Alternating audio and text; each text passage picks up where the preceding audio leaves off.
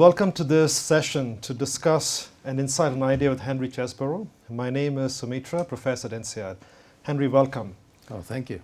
You're best known for the discussion around open innovation and perhaps even the father of open innovation.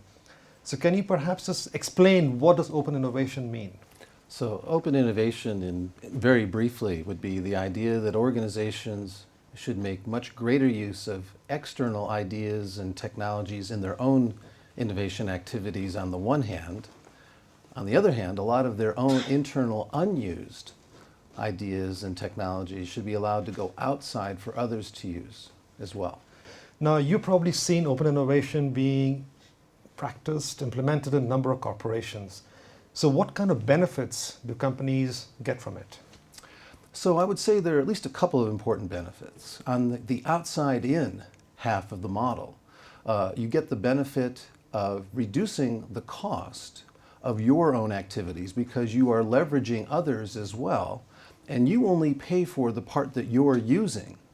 And you can start in the middle with outside organizations or contributors. You don't have to start at the very beginning. So there's a cost efficiency in that.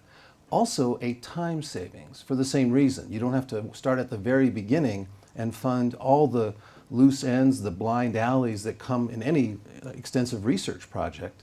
Instead, you only work with the things that have already met a certain demonstration and test, and from there you build on top of it. So those are some of the benefits on the outside in.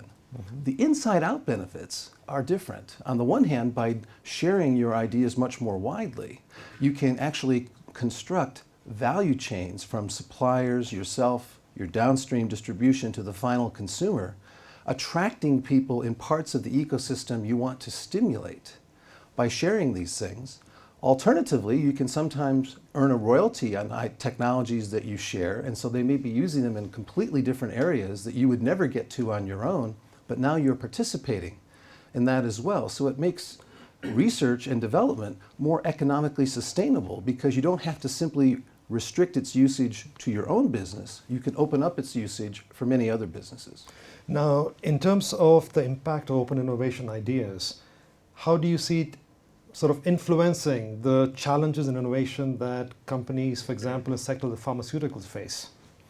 So there are a lot of challenges faced in industries like pharmaceuticals. There's widespread agreement that the so-called blockbuster business model of big pharma is so 20th century. It's over. And it's really not economically sustainable. If you look at the Pharma Trade Association for all the pharmaceutical companies, they show that pharmaceutical R&D spending is going up and up and up. But the number of new compounds being produced is going down, down, down, down. So it's getting unsustainable to keep doing that. So the prescription of open innovation would be, don't try to do it all internally, open it up. And indeed, in pharma, you can see areas where you see, instead of the marathon from the lab all the way through to the market, much more of a relay race. But if you look at innovation, whether in pharma or many other sectors, traditionally it's been very much 100% company owned, 100% real benefits realized. That's right. So the question is, what kind of cultural leadership challenges are faced in making the transition? Because transition is very nice to picture as a relay, but it's a major change for these organizations.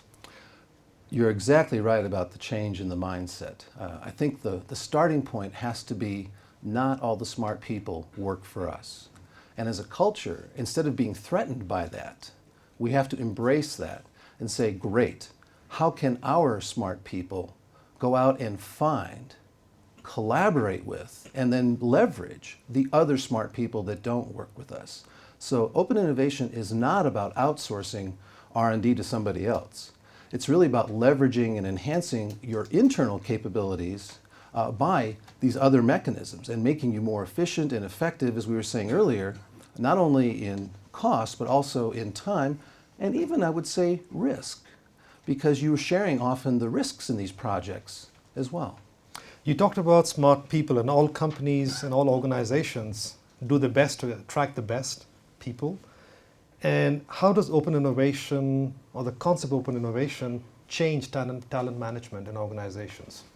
Well, it's a really good point that many organizations include rewards, retention, promotion, and reward systems that really reinforce the earlier closed approach. So it's clear the culture really celebrates the internal discoveries of an impressive industrial research lab.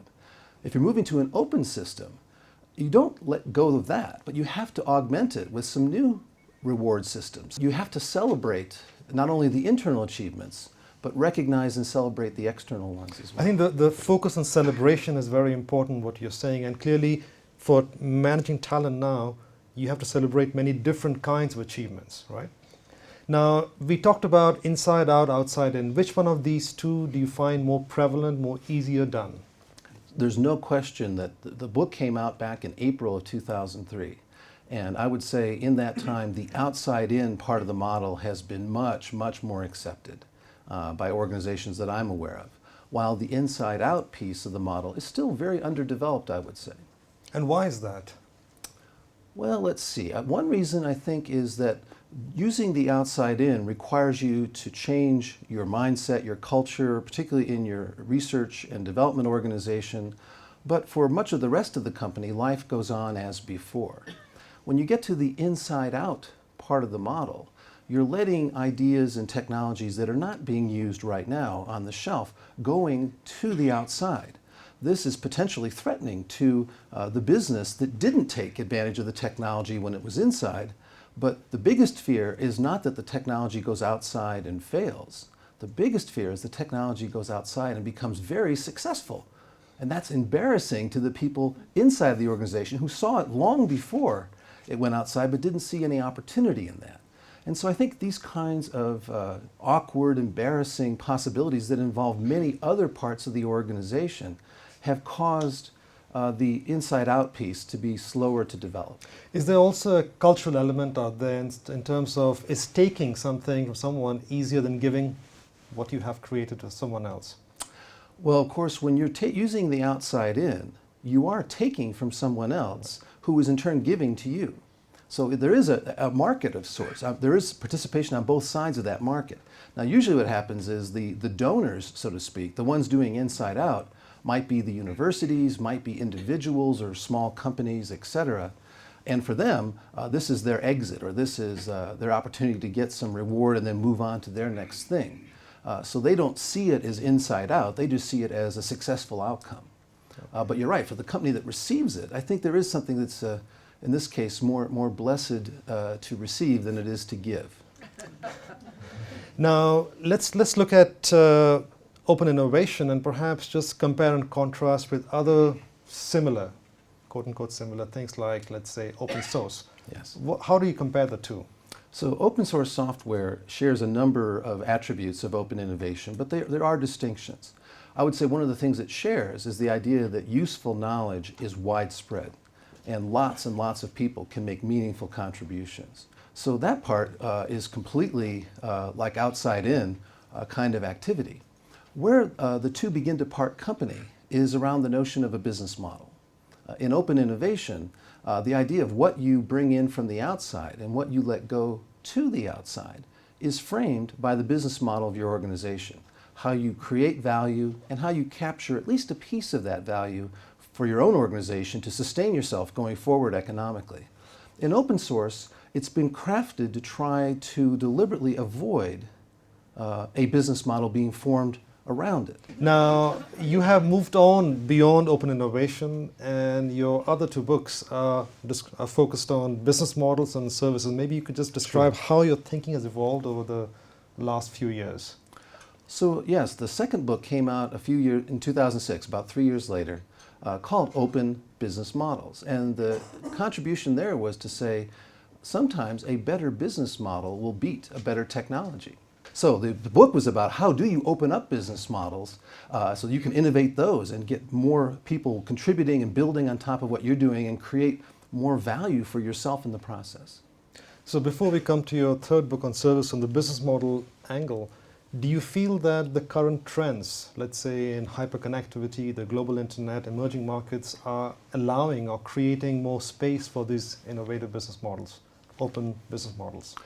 This is, I think, one of the insights from the inside out part of the open innovation model.